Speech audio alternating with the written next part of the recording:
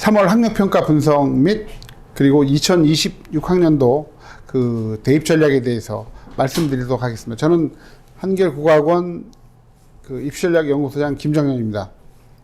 자, 며칠 전에 그 3월 학력평가가 끝났는데 3월 학력평가 자체가 그 좀 커다란 의미가 있는 시험이기도 하죠. 사실 서울시 교육청에서 그 주관하는 거라서 교육과정평가원, 즉 수능 출제하는 곳은 아니긴 하지만 일단 우리 3학년 학생들이 약 2달 반 정도의 수능 공부를 바탕으로 해서 그 본신의 그 실력을 가지고 처음 보는 모의고사라는 점에서 스스로의 실력을 좀 그 파악을 하고 위치 파악하고 그리고 공부 학습 방향을 점검하는 계기가 된다는 점에서 의미가 있는데, 오늘 그 일단 저는 첫 번째 작년도 수능 결과에 대해서 말씀을 드릴 것이고, 그리고 3월 학력평가를 분석하고, 그 다음에는 올해 대입제도 전반과 그리고 그 올해 입시 주요사항 및 수시의 학생부 전형, 학생부 종합 전형, 교과 전형, 그리고 논술 전형에 대해서 말씀드리는 순서로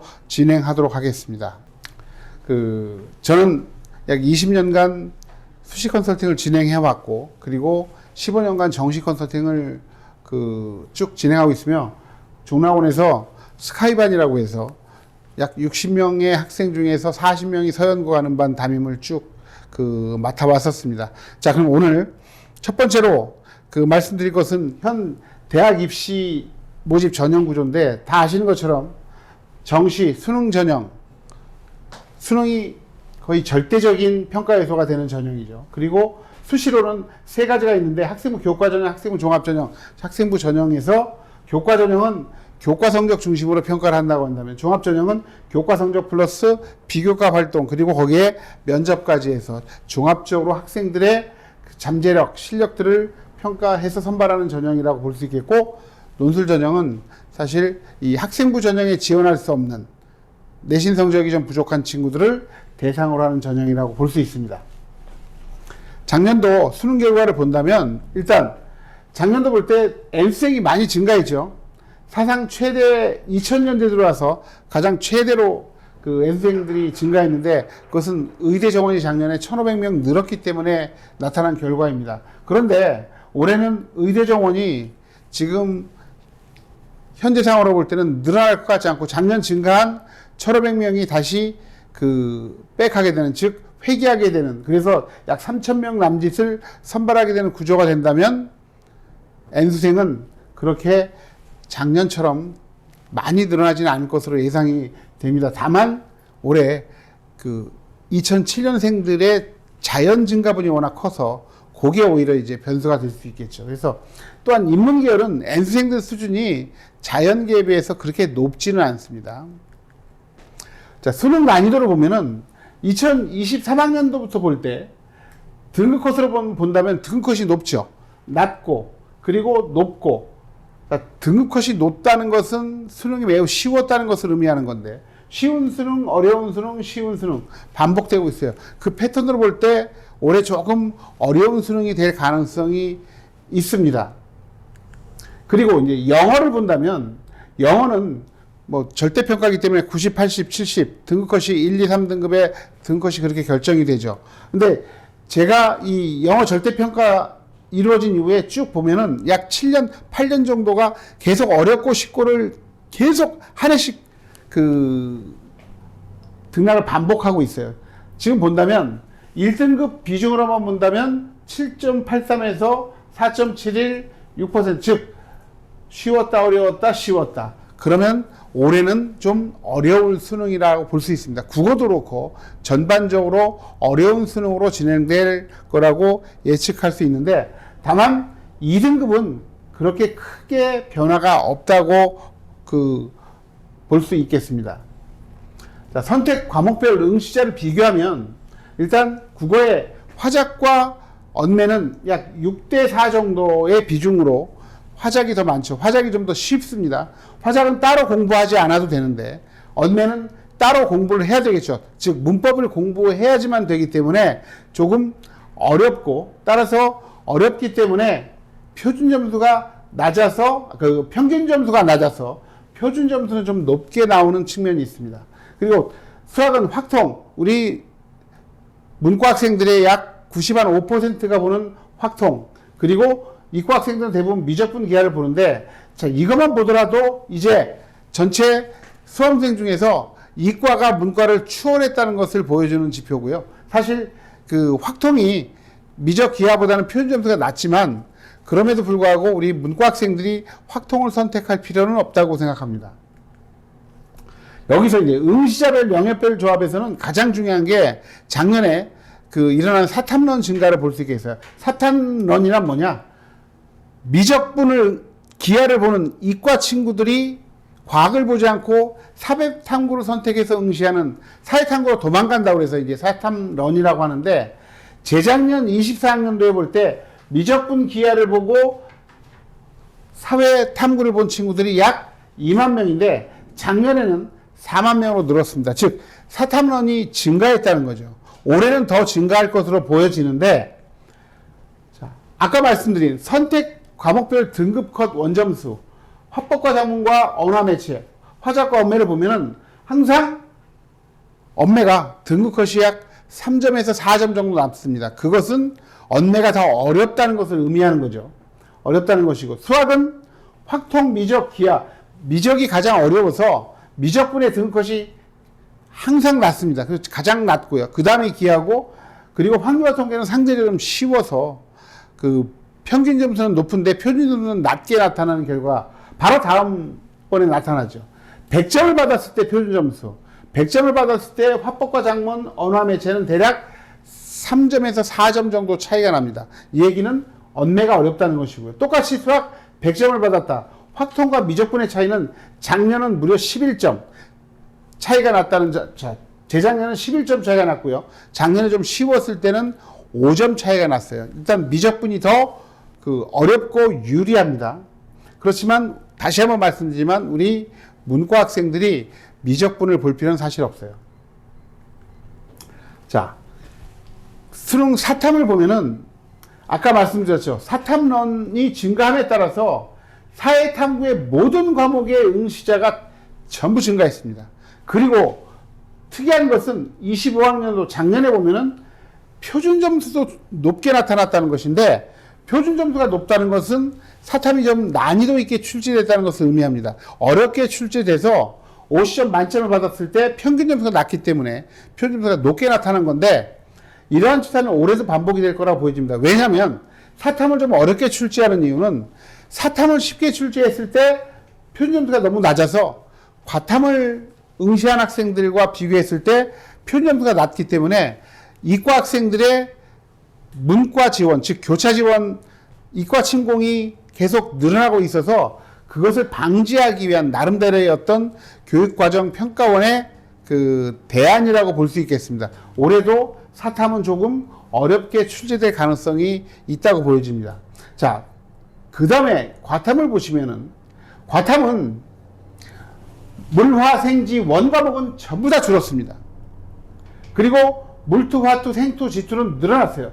자, 물투, 화투, 생투, 지투가 늘어난 이유는 서울대에서 가산점을 주고 있기 때문이고, 그리고 여러 의대라든가 약대에서 과학 투 과목을 했을 때 가산점을 주기 때문에 서울대와 약대, 의대를 노리는 그 성적이 높은 최상위권들이 선택을 하고 있어서 증가하는 것입니다. 이거는 중요한 거는 문화생기가 다 줄었는데, 물리와 화학 같은 경우에 보시면 물리화학이 가장 어려운 과목임에도 불구하고 50점 기준으로 했을 때 표준 점수가 가장 낮습니다. 그 이유는 물리화학은 서울대를 응시하는 친구들 같은 경우는, 서울대를 지원하는 친구들은 물리나 화학 중에 한 과목을 꼭 봐야 돼요.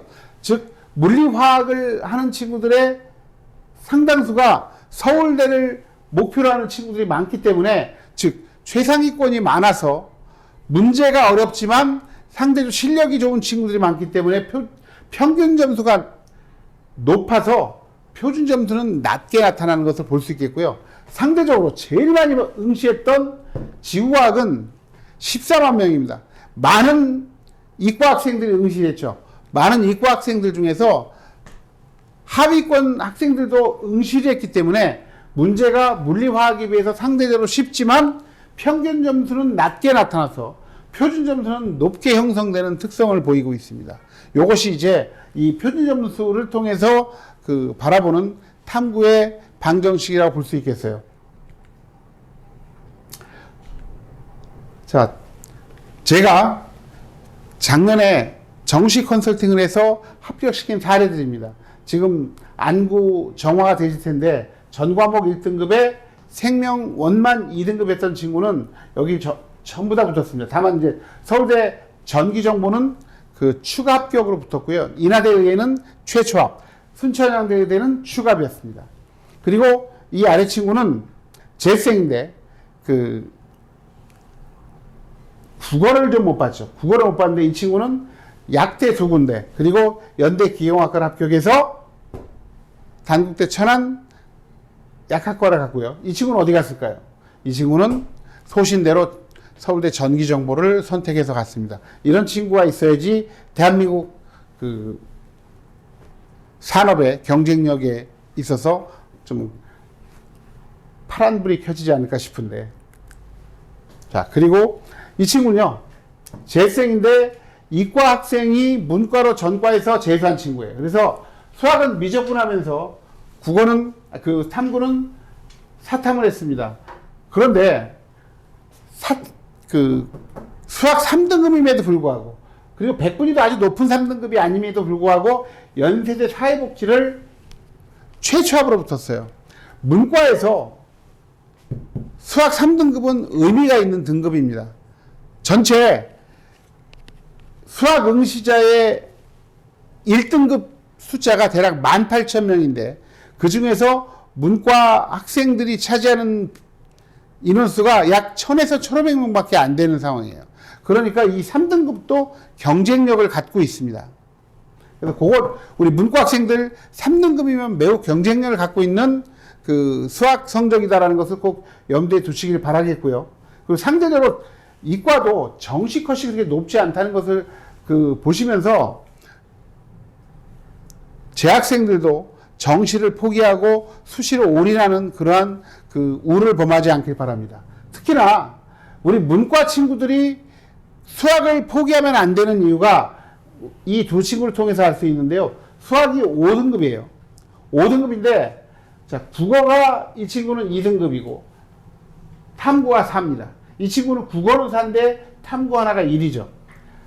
이런 경우에 다 덕성여대라든가 동덕여대라든가 같은 레벨의 인서울 하위권의 여대에 다 합격을 했어요. 수학을 5라도 받았기 때문에 갈 수 있었던 겁니다. 수학을 포기했으면 인서울이 안 돼요.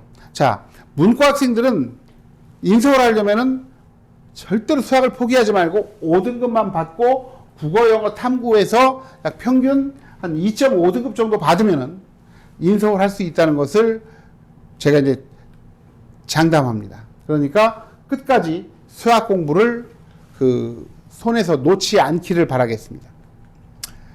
다음으로는 3월 학력평가를 분석해 드리는데, 자, 일단 3월 학력평가는 본인의 위치를 파악하는 거죠.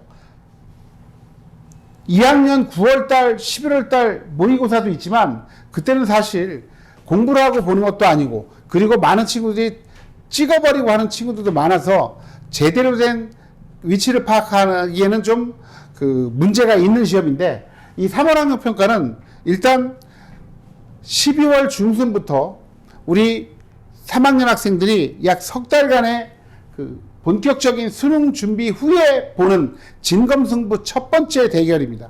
그렇기 때문에 의미가 있어서 이 성적은 첫 번째 본인의 위치를, 전국적인 위치를 파악할 수 있다는 거죠. 물론 재생이 안 들어왔지만 재학생 내에서 위치를 파악한다는 것도 의미가 있고요. 두 번째는 입시 대비 방향을 설정하는 기준이다. 즉 학생부보다 수능 모의고사 성적이 훨씬 더 나은 친구들은 정시형이 되겠죠. 정시 쪽에 집중해야 될 것이고, 근데 학생부가 훨씬 더 월등하다. 예를 들어서 학생부 내신은 1.7등급인데 수능 모의고사가 평균 한 2.5등급이다. 그럼 이 친구는 좀 수시에 더 집중해야 될 친구라고 볼 수 있겠어요. 그럼 논술력은 뭐냐? 학생부와 수능 모두 목표 대학에 미달한다. 근데 일단 여기서 논술형과 정시형은 중첩이 된다고 볼 수 있겠습니다. 내가 지금 학생부는 4등급이고 수능은 2.5등급이라서 인서울은 하겠지만 나의 목표는 건동홍 이상이다. 그렇다고 한다면 당연히 논술을 통해서 약간 올려가는 전략을 택해야 되겠죠. 자, 그래서 입시 대비 방향을 설정하는 기준이다. 세 번째는 영역별로 학습 방법을 점검하는 계기다. 지금까지 3개월 동안 공부해 왔는데 성적을 보고서 그러면 이제 영역별로 학습 비중을 어떻게 좀 조정을 해야 될까? 그리고 그동안 공부해왔던 방법이 과연 올바른 것일까? 나름대로 한번 점검해 볼 수 있는 계기라는 점에서 3월 학력평가는 좀 의미가 있겠어요. 자, 이번에 각 입시 기간별로 3월달 1등 것을 추정을 했는데 대략적으로 봤을 때 크게 차이는 없죠.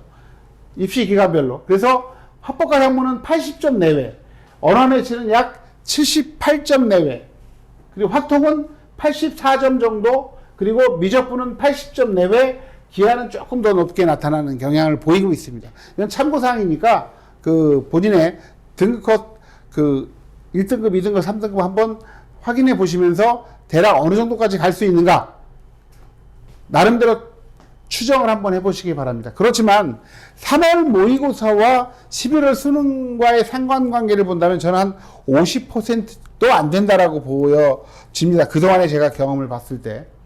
근데 다만 3월 모의고사가 중요한 것은 3월 모의고사를 잘 봤을 때 자신감을 갖고 임할 수 있다는 것이 좀 의미가 있다고 생각이 듭니다. 자, 지금 우리 고3 수험생들의 고민을 한번 정리해 봤는데요. 고3 수험생들이 3월 요 말에 그리고 4월 초에 생각하는 것, 고민은 내신 대비를 해야 되는지 말아야 되는지. 요게 첫 번째죠. 바로 4월 말에 내신인데 6월 모평도 있고 수능 대비도 해야 되는데 과연 내신 대비를 해야 되나 말아야 되나. 이건 상황에 따라 다르겠죠. 자, 그리고 비교과를 대비해야 되나. 역시 수시 쪽 학생들은 대비를 해야 됩니다. 수시와 정시 나의 길은 이것은 이제 아까 말씀드린 대로 본인이 좀 객관적으로 판단을 해야 되겠고요. 논술 준비를 해야 되나. 일단 논술 준비는 내신이 4등급 아래다. 그러면 논술을 준비하는 것이 맞다고 생각합니다. 인서울이 목표라고 한다면. 4등급 밖에 일반고 친구들이 학생부 전형으로 인서울 하기는 좀 어렵다. 이런 것을 바탕으로 했을 때. 자, 탐구 과목을 바꿔도 되나. 지금 이 탐구 과목을 바꾸는 마지막 기회입니다. 6월 달에 가서 바꾸면 너무 늦어요. 지금 본인이 탐구 과목을, 특히 이제 우리 이과 학생들, 과탐 2개만 선택했던 친구들, 과탐 하나를 공부 안 했는데 너무 안 나온다. 그러면 사탐으로 바꾸는 것도 진지하게 고려해야 됩니다. 과목별 공부 방법과 비중은, 이건 따져봐야 되는 거죠. 케이스 바이 케이스라서 제가 말씀 못 드리겠지만, 성적이 안 좋았던 과목에 대한 비중을 조금 올리고, 성적이 좀 괜찮았던 그 과목의 비중을 좀 줄이는. 다만 이 과목별 공부의 비중을 급격히 변화시키면 안 되겠다. 자, 국어가 안 좋았다고 국어를 절반 이상 투자한다. 이렇게 되면 분명히 수학, 영어, 탐구에서 그 다음에 내려가요. 4월 달에. 4월 달에 내려가면 또 바꾸겠죠? 그럼 6월 달에 또 풍선 효과라고 그래서 이러다가 끝납니다. 이제 수능 자체도 변화가 없어요. 그러니까 대략 전체 학습 시간의 10% 내외에서 조정을 하는 게 중요하겠다.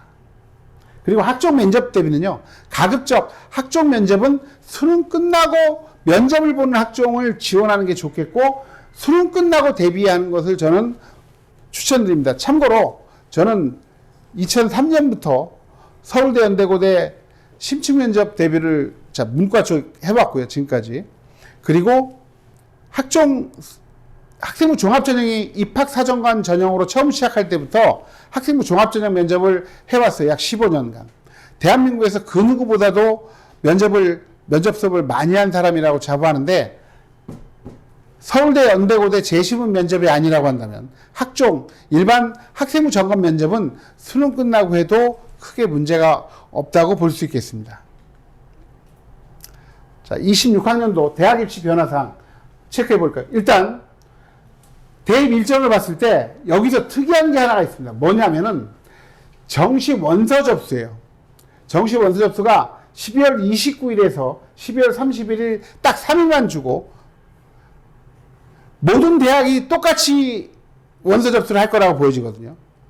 그동안은 서울대 연대 고대는 보통 이틀이나 하루 전에 마감을 했는데 같은 날 마감할 가능성이 많아요. 그렇게 되면 이제 원서 접수 시에 매우 커다란 혼란이 올 수 있다는 점, 요게 이제 변수가 될 것 같고요.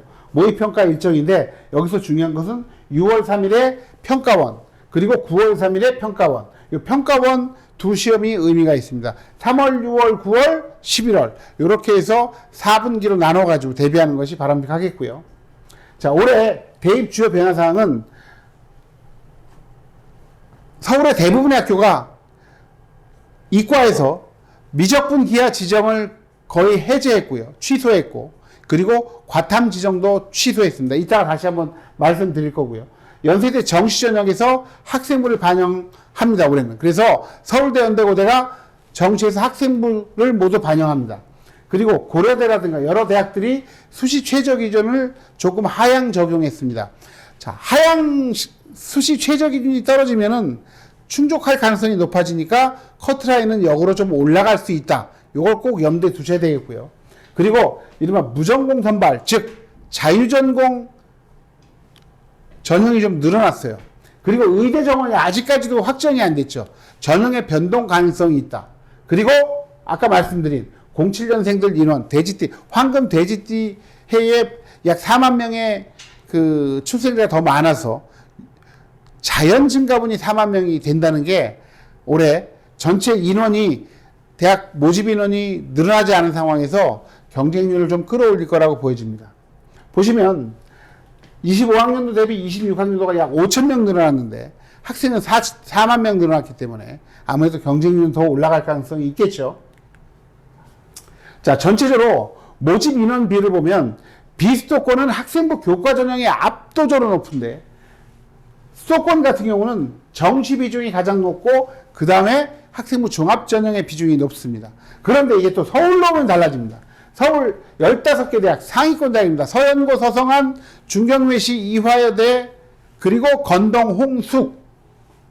이 15개 대학은 보시면 학생부 교과 전형이 대략 11.3%, 그리고 종합 전형이 36.7%, 논술이 많이 늘었는데요. 9%가량. 그리고 수능이 대략 43%가량. 수능으로 제일 많이 선발하고 있습니다. 자, 의대 모집 인원은 일단 2025학년도에 4,485명을 선발했는데 올해는 원래대로 한다면 4,900명 선발할 예정이었는데 이게 다 원위치 될 것 같습니다. 그렇죠? 다시 3,000명으로 돌아갈 거라고 보여지는데 아직까지 최종적으로 확정되지 않은 게 문제죠. 25학년도 아까 말씀드린 수능 선택 과목 지정 현황 보면 서울대만 수학 미적분 기하를 지정하고 과탐을 지정하고 있고요. 다른 대학들, 서울의 상위권 14개 대학들은 미적분 기하 보지 않고 확통 봐도 되고요.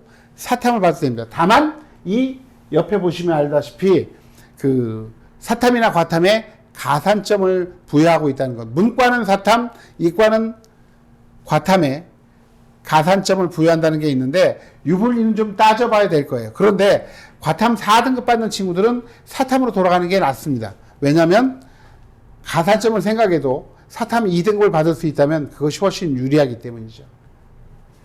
자, 그리고 올해 대폭 늘어난 자유전공은 두 가지 유형이 있습니다. 하나는 대학 내 모든 전공을 마음대로 선택하게 하는, 즉 문과 이과 관계없이 이 자유전공이 들어가면 문과 학생이 이과과 선택하고 이과 학생들이 문과 그 전공을 선택할 수 있게끔 하는 건데요. 대표적인 학교가 서울대 자유전공입니다. 그런데 많은 학교들은 문과, 이과 나누어서 자유전공을 선발하고 있어요. 그래서 문과 자유전공에 들어가면 문과의 모든 학과, 이과 자유전공에 들어가면 이과의 모든 학과, 물론 여기서 이과의 모든 학과에서도 약대라든가 의대는 다 제외됩니다, 일단. 그런 유형이 있는데 대표적으로 고대 자유전공은 문과의 모든 학과만을 선택할 수 있습니다. 자, 대학 입시 주요사항 보신다면 일단 주요 대학교의 영어 등급별 반영 점수인데요. 일단 여기서 보실 때 2등급만 받으면 서연고, 서성한, 중경외시, 이화여대, 건동, 홍숙 가는 데는 지장이 없다. 근데 3등급 받으면 좀 문제가 생길 수 있어요. 3등급은요. 2등급과 3등급의 차이가 너무 크죠. 우리 시립 때 보면 자연계 2등급은 3점 감점인데 3등급은 7점 감점이에요. 그래서 2등급은 꼭 받아야 되겠다. 요것만 확인하면 되겠습니다. 그리고 정시 영역별 반영 비중을 보시면 서강대하고 성균관대가 좀 독특한 학교예요. 두 학교가 국어하고 수학을 교차로 반영합니다. 국어 잘 본 애들은 국어를 비중을 높게 봐주겠다는 것이고, 그리고 서강대 같은 경우에 수학을 잘 본 애들은 수학 비중을 높여주겠다라는 것인데, 서강대는 말하자면은 올해 이렇게 바뀐 건데요.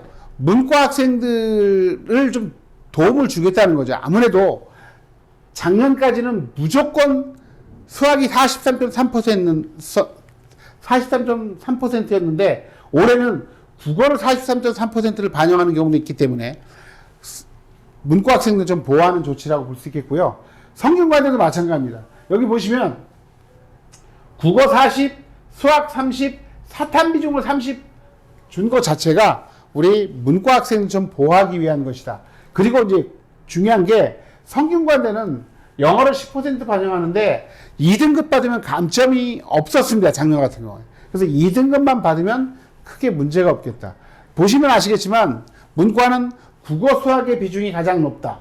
그런데 이과는요 조금 다릅니다. 이과는 수학과 과학의 비중이, 특히 과학의 비중이 국어만큼 높다는 것을 알 수 있어요. 그래서 우리 이과 학생들은 수학과 국어, 국수과라고 생각하는데 과학 공부를 등한시하면 절대로 안 되겠다라는 것을 말씀드릴 수 있겠습니다.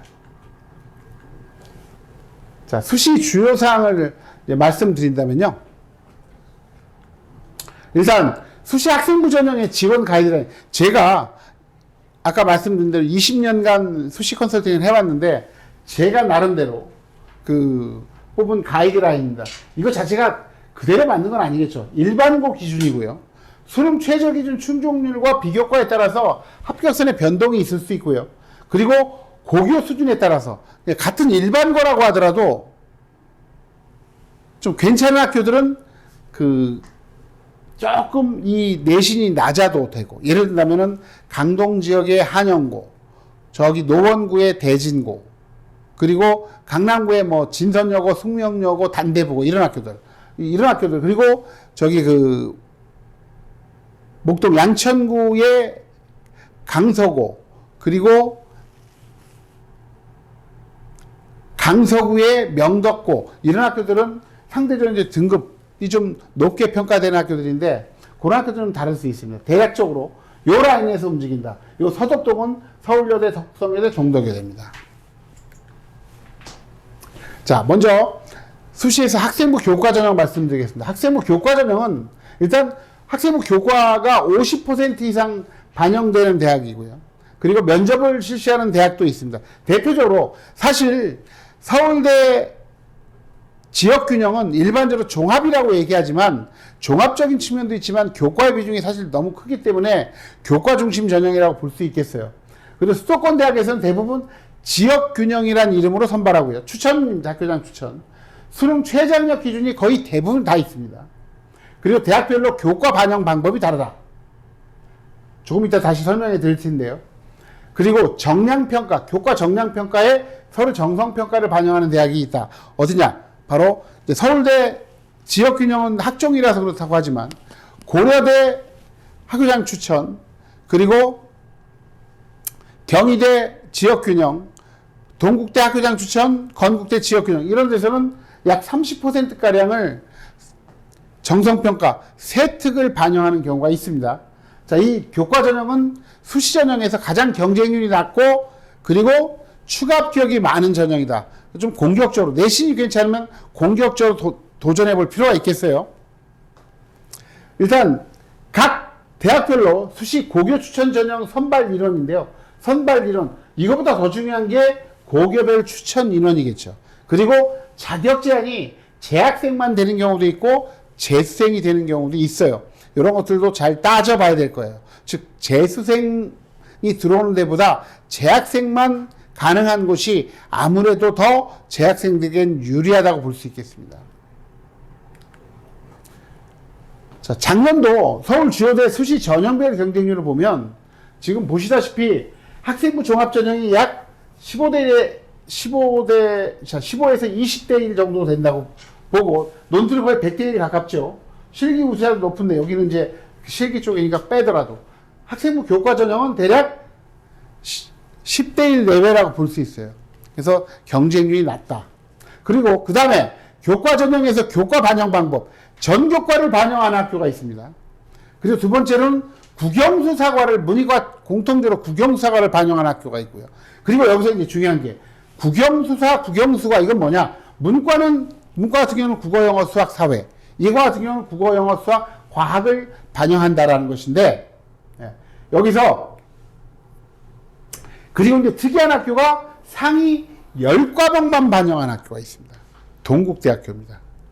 그래서 동국대학교의 학교장 추천 전형은, 교과 전형은 약대 같은 경우는 전 과목 1등급이에요. 근데 전 과목 1등급을 해봤자 10개밖에 반영이 안 되기 때문에 아주 많죠. 자, 그리고 이것은 주요대 교과 전형 합격선, 제가 정리한 건데요. 23학년도, 24학년도 가장 높은 학과, 가장 낮은 학과를 제가 드린 겁니다. 이거는 드린 이유가 교과 전형 지원할 때 가이드라인 잡으라고 드린 거예요. 왜냐하면 교과 전형은 대부분 비교과를 반영하지 않기 때문에 정시처럼 그냥 수능 100으로 뽑는 것처럼 교과만 보기 때문에요. 그 본인의 비교과라든가 진로 희망과 관계없이 그 지원 가능하다는 점에서 자신에게 유리한 커트라인 쪽으로 움직이는 게 맞겠죠. 자, 이과인데 마찬가지로 이과는 의대에 있는 학교는 당연히 의대가 제일 높습니다. 최근에 컴공이 많이 올라가고 있고요. 자, 그리고 주요대 학생부 교과비 전형 딱 보시면 여기서 건국대와 동국대 빼고는 전부 다 수능 최저 기준이 있습니다. 그리고 이제 중요한 게 고대가 작년에 탐구 2개에서 탐구 하나로 하향 조정이에요. 커트라인 올라갈 가능성이 있고요. 그리고 이대 같은 경우는 작년에 최저가 없었는데 최저를 적용합니다. 최저 적용하면서 커트라인이 떨어질 가능성이 있는데 작년에 면접을 봤었는데 면접을 안 보기 때문에 또 여기서는 커트라인이 올라갈 가능성이 있어서 이것이 서로 상쇄 효과가 이루어진다면 어떻게 움직일지는 조금 두고 봐야 될 것 같습니다. 자, 학생부 교과 전형의 대비 전략. 학생부 교과 전형 대부분 수능 전형처럼 합격선 근처에서 합격선이 형성이 지원이 많이 이루어지는데 중요한 거는 펑크도 간혹 납니다. 펑크도. 그리고 일단 시험을 다 잘 본 다음에 올해 3학년 1학기 있고 교과 전형은 대부분 학교장 추천 전형이다. 수능 최저학력 기준이 정말로 중요합니다. 최저학력 기준이 높을수록 커트라인이 낮다라고 보시면 되겠고요. 학종과 병행해서 준비하는 것이 바람직하겠습니다. 자, 다음으로 종합전형입니다. 학생부 종합전형. 학생부 종합전형은 학생부를 바탕으로 해서 정성적으로 평가하는 거죠. 교과 성적만이 아니라 비교과 활동까지 같이 아울러가지고 종합적으로 평가하는데 최근에는 서류 100%인 대학은 좀 줄고 면접까지 실시하는 대학이 늘어나고 있고요. 수능 최저학력 기준이 설정되어 있는 대학들이 일부 있습니다. 일부. 그리고 자, 학생들의 학업 동기라든가 자기 주도적인 의지 노력, 발전 가능성, 그리고 진로 역량 등을 종합적으로 평가한다고 하는데 다시 한번 말씀드릴 거고요. 주요 대학에서 서울 주요 대학 아까 보셨죠? 수시에서는 가장 많이 뽑는 전형입니다. 경쟁률은 올라가고 있고요. 왜 올라가느냐?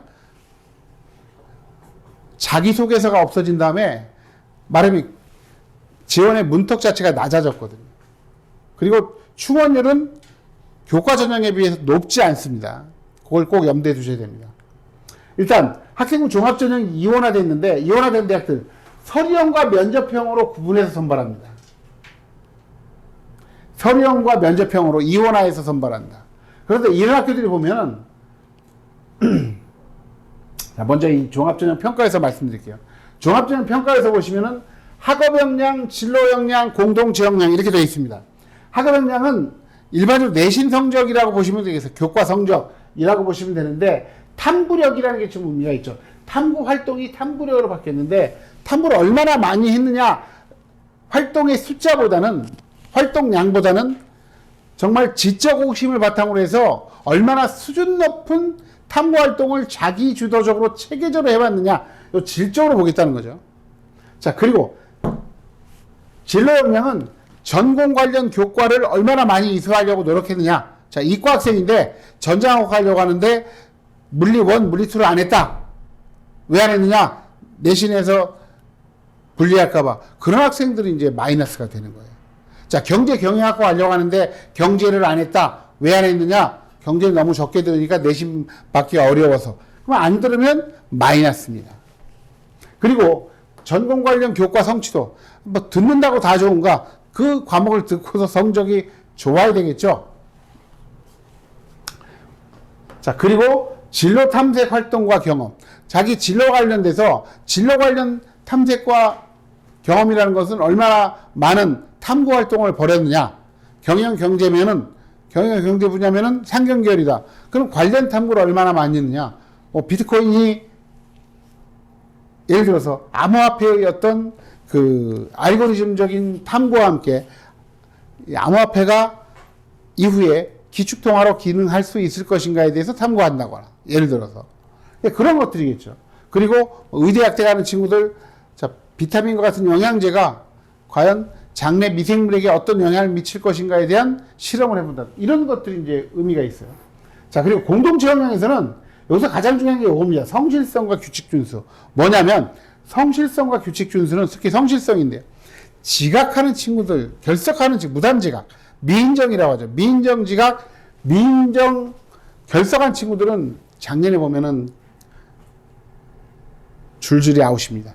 작년에 1.1 정도 되는 친구가 있었어요. 비교과도 좋았어요.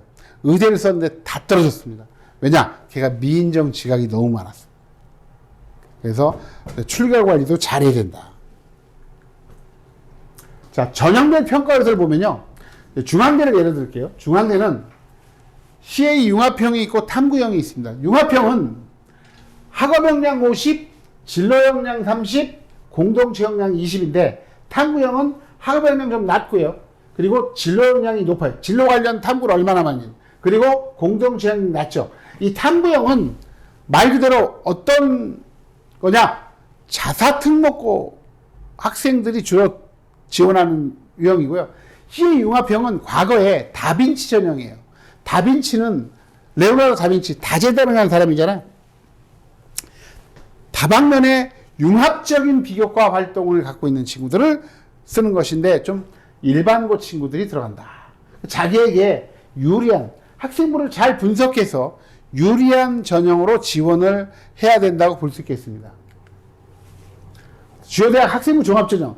학종은 확실히 최저 기준을 반영한 학교가 적어요.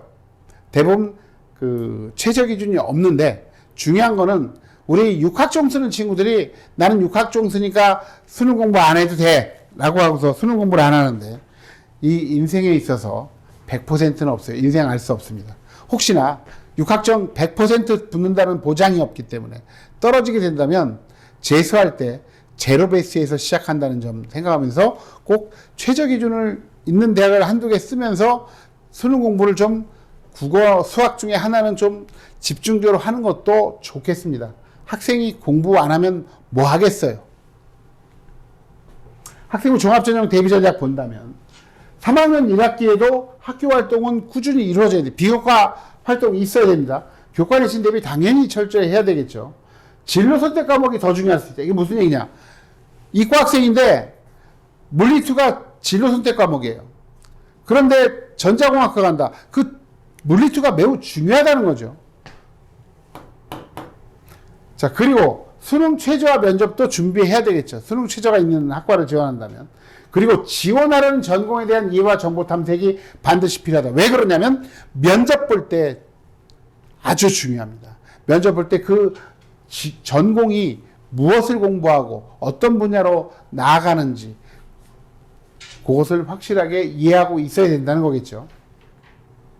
자, 다음은 논술 전형입니다. 아까 말씀드렸죠. 논술 전형은 학생부 4등급 이하에 그러면서 내신은 안 좋은데 수능이 좀 괜찮은 친구들, 수능은 최저학력 기준 맞출 수 있는 친구들.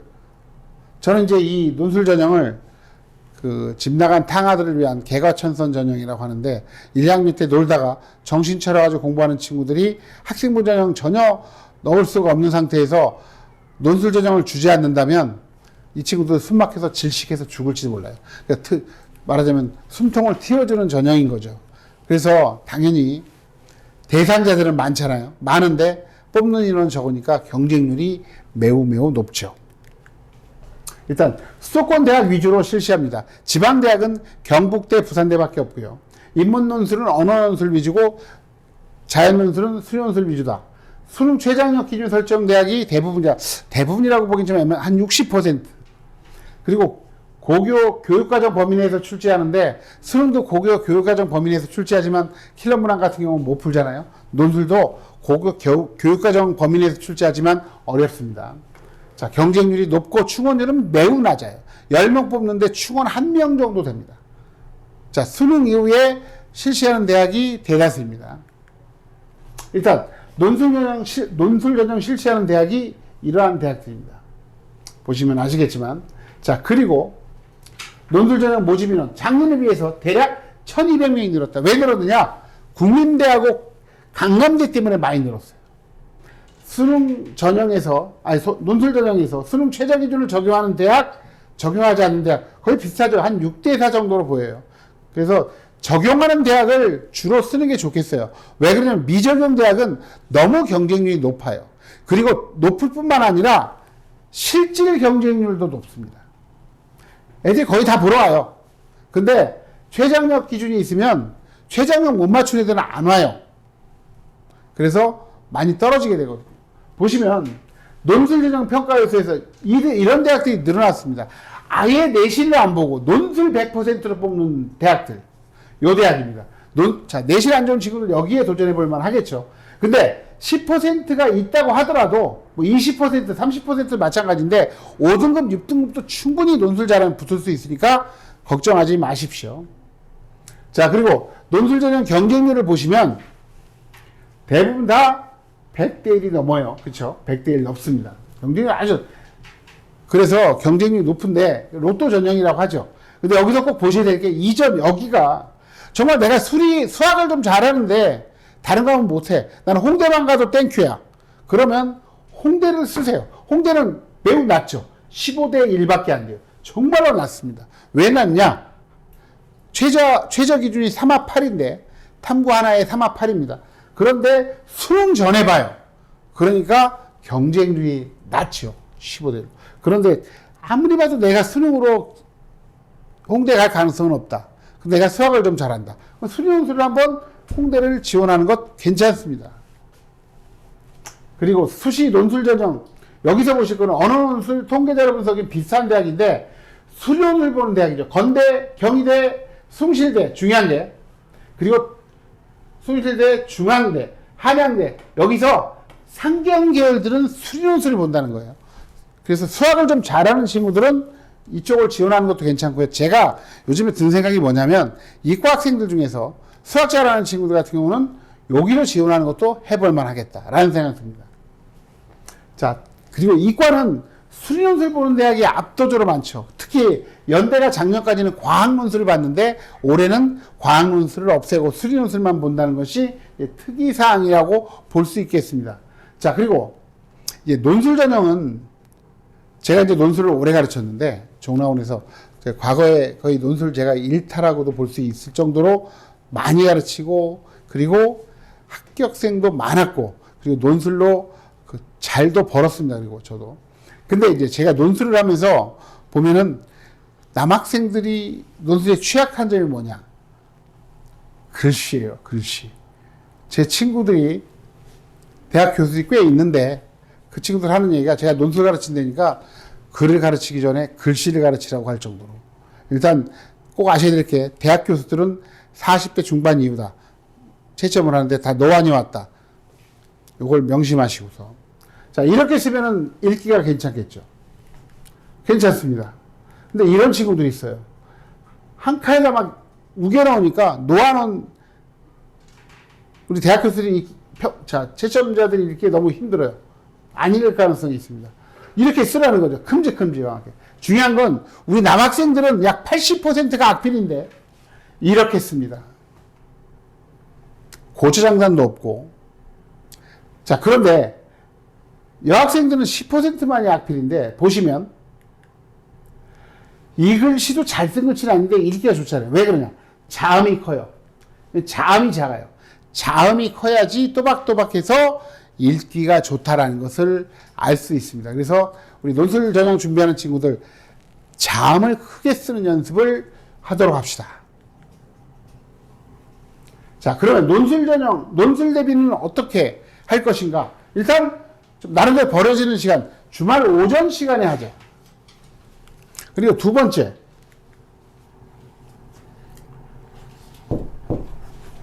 단원별 수능 학습인데, 자, 이거는 좀 너무 나간 것이라고 볼 수 있겠는데, 일단 문과 같은 경우는 수능 특강 수능 완성에서 논술 제시문이 나와요. 그러니까 국어 공부하거나 사회 공부하면서 수능 특강 수능 완성의 지문을 꼼꼼히 읽어보는 필요가 있어요. 자, 그리고 이과 같은 경우는 수용수이기 때문에 수학 공부가 곧 논술 준비입니다. 자, 세 번째로는 목표 대학의 논술고사 유형에 맞춰 대비하라. 즉, 그러면서 유형이 비슷한 학교들을 묶어서 대비하는 게 맞아요. 자, 문과로 봤을 때 수련술 보는 대학, 중앙대, 경희대, 건국대, 숭실대, 한양대의 상지연계를 묶어서 하면 수련술 보는 대학 중심으로 가는 거죠. 그렇게 하는 게 좋겠고요. 그리고 이과는 수련술 보는 대학 중심으로 가는 게 좋겠죠. 자, 그리고 이제 마지막으로 기출문제를 연습하면서 예시답이라도 한번 읽어보고 한번 써보는 게 좋은데, 저는 정말로 가장 중요한 게 뭐냐면은 첨삭받은 다음에 다시 한번 써보는 게 가장 좋다, 논술에서는. 문과건 이과건 내가 쓴 답, 좀 잘못된 답에 대해서 지적을 받고 교정받는 게 첨삭이잖아요. 그 첨삭 내용을 감안하면서 다시 한번 써보는 게 좋겠습니다. 자, 3학년 1학기에 할입니다. 우리 고등학교 3학년들. 자, 학생부, 교과 당연히 잘 받아야 되고요. 비교과 마무리도 잘해야 됩니다. 과목 세특 잘해야 되고, 창조활동, 진로 동아리, 자율활동 잘 마무리해야 될 것이에요. 그리고 수능학습, 일일 계획을 세워서 좀 공부하는 게 좋겠습니다. 3학년 되면 시간 관리가 가장 중요한데, 일일 계획을 꼼꼼하게 세워서 준비하자. 일단, 제가 꼭 말씀드리고 싶은 것은 국어와 영어는 EBS 연계 교재를 꼭 다 풀자. 왜냐면 영어와 국어는 EBS 연계 교재 수능 특강 수능 완성에서 지문이 50%가 연계되어 출제되니까 그것을 다 풀어보는 게 중요합니다. 근데 우리 고3 애들이요. 우리 고3 학생들이 수능 특강 다 풀어요. 근데 6월달에 나오는 수능 완성을 안 푸는 애들이 많아요. 어디서 오는 겁니다. 수능 특강만이 아니라 수능 완성도 국어와 영어는 다 풀자. 그리고 탐구나 영어는 상대적으로 덜하지만 그래도 수능 특강 완성을 다 풀면 좋겠어요. 근데 중요한 거는 탐구는 두 과목 개념 완성 후에 꾸준하게 공부하는데 대략 하루에 한 과목씩, 그래서 격일로 공부하는 게 가장 좋을 것 같습니다. 그리고 우리 이과 학생들 과탐 2개 하는 친구들 중에서 특히 물리화학 하는 친구들 3, 4등급이 나오면 매우 진지하게 고민해야 됩니다. 사탐으로 바꿀 것에 대해서. 저는 이제 바꾸는 것이 더 현명하다고 봐요. 탐구가 3, 4등급이다. 의대 약대를 목표로 하지 않는다. 서울대를 목표로 하지 않는다. 라고 한다면. 자, 그리고 이제 선생님이 볼 때 그동안 재수생이거든 재학생이건 수능에서 성공하는 친구들은 세 가지 공통점이 있더라. 첫 번째, 목표 대학 학과를 좀 확실하게 정하고 간다. 왜냐하면 이런 친구들이 잘 안 돼요. 최대한 수능 잘 봐서 맞춰갈래요. 그런 친구들 지향점이 없어서 가다가 좀 흐트러지는 경우들이 많더라. 자, 두 번째 공통점은 뭐냐? 일일 계획을 꼼꼼하게 세워서 실천하는 친구들, 시간 관리 잘하는 친구들이에요. 그리고 세 번째로는 긍정적인 마인드로 노력하는 친구. 노력은 당연히 다 해야죠.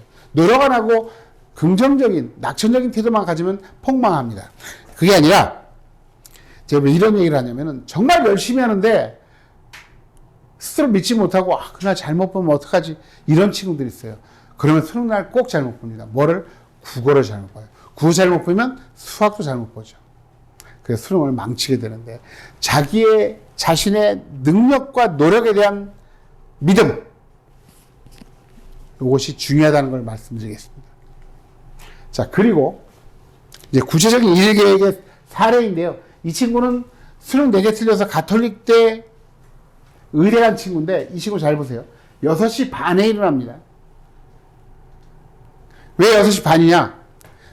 수능 시간이 8시 40분, 수능이 8시 40분에 시작됩니다. 그런데 뇌과학자들 얘기가 기상 후에 2시간이 지나야지 뇌가 최고조에 올라온다. 6시 반에 일어나는 습관을 들여서 바이오리듬을 맞춰놓는 게 중요한 거예요. 그 당일만 6시 반에 일어나면 안 되고 꾸준하게 그 바이오리듬을 맞춰놓는 게 중요하겠다.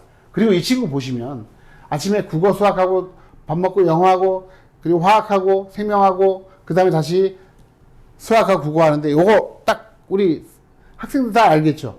수능 시간표대로 공부합니다. 수능 순서대로. 이것도 바이오리듬을 맞추려는 거예요. 자, 이렇게 꼼꼼하게 계획을 세워서 실천하는 게 중요하다라고 말씀드릴 수 있겠습니다. 그래서 제가 정말 좋아하는 이야기인데, 자, 계획을 세워야 돼요. 계획을 세워야 돼요. 목표를 정하고, 목표를 달성하기 위한 계획을 세우고, 그 계획을 세우자는 목표는 꿈에 불과하다고 그랬죠. 근데 이게 중요한 게, 실천이 수반되지 않는 계획 역시 사상누각에 불과합니다. 모래비의 성입니다. 그래서 목표를 정하고 계획을 세워서 실천하는 학생이 결국 성공한다는 거죠. 수능에서는. 그것을 말씀드리면서 제 말씀은 여기서 마치도록 하겠습니다. 3월 학력평가가 다 끝은 아닌데 일단 시작입니다. 시작이 반이라는 말이 있죠. 모두가 3월 학력평가에 대한 객관적이고 정확한 분석과 점검을 통해서 올해 성공하는 입시를 맞이하시기 바랍니다. 감사합니다.